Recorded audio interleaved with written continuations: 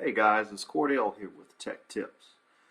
Today I need to replace the modular plug on this device. I need to send this to my cousin so he can use it to test some phone lines over there in his business.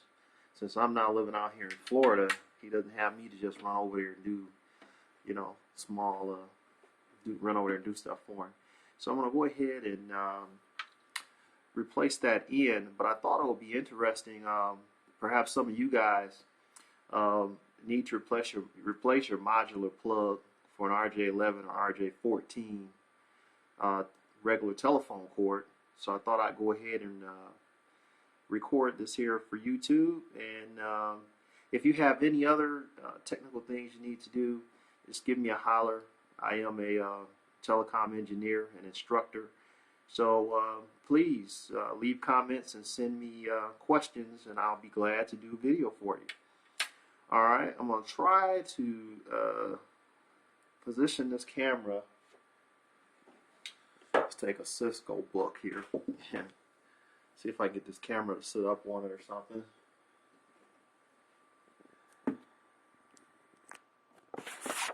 Oh, there goes my bookmark.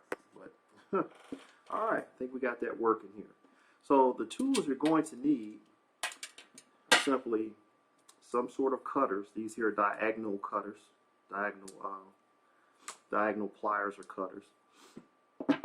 We also have here a ratcheting. It's a ratcheting crimper for modular plugs, for data and telephone modular plugs. And then, of course, we're going to need some modular plugs themselves. I happen to have a whole thing of them here. If you can get these, this is for one phone line at a time. So if you can get this with just 2 pins in it or 2 metal contacts, that'll be the best.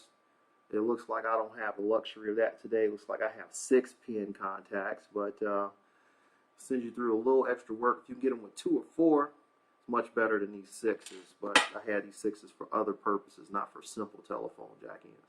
So the first thing I'm going to do is I'm going to cut that bad boy off. And when you cut it off, it's gone. Oh no, it's unusable, right? Right. When you cut that thing off, the next step is to strip it. So I'm going to use the crimper here. It has built-in strippers there. I'll use those crimpers. And you just slide it in there. It slides back against the back. You can see the razor blade. Press down.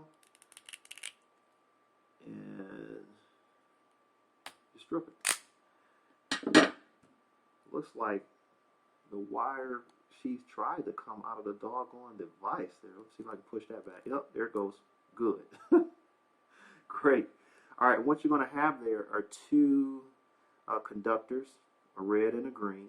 For those of you who are a little more technical savvy, tip and ring. Ring is red. All right.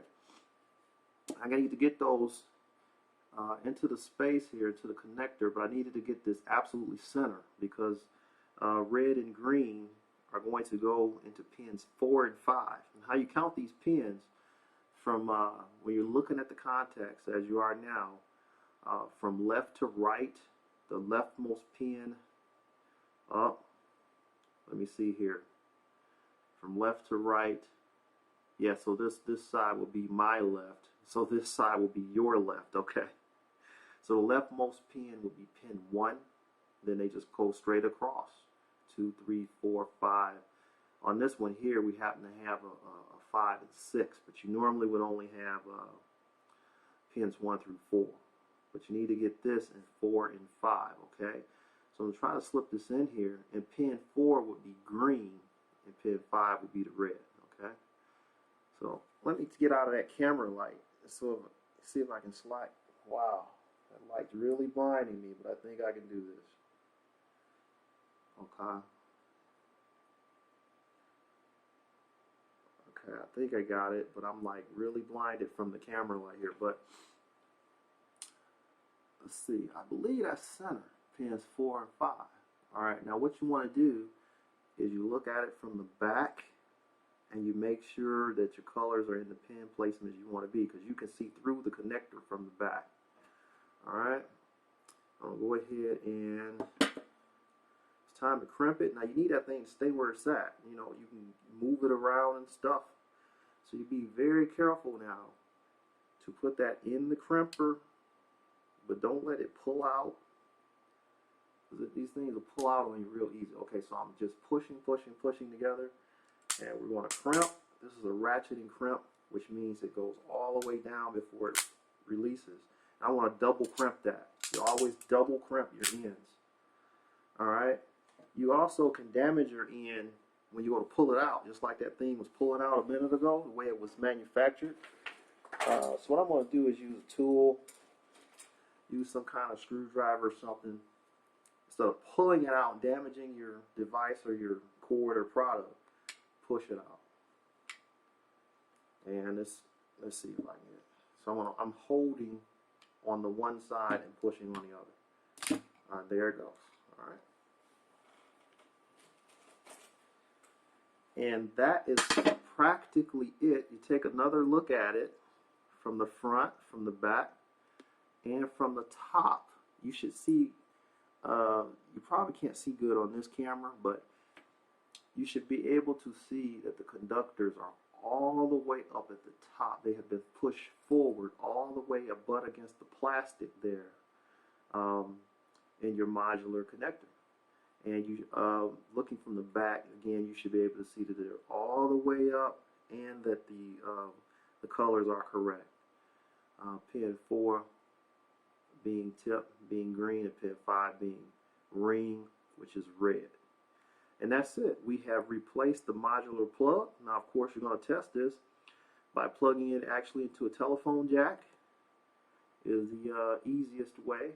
I don't have landline service in my house or home office at this particular time. Sometimes I have it for security alarms, or sometimes I have VoIP for business purposes. Right now I don't have any of that stuff. So I don't have a regular thing to just plug it in and test it. But of course, I have other test equipment. I'm going to plug it in. This little device, all this thing is a phone line tester. So you plug this thing in, and it gives you a light.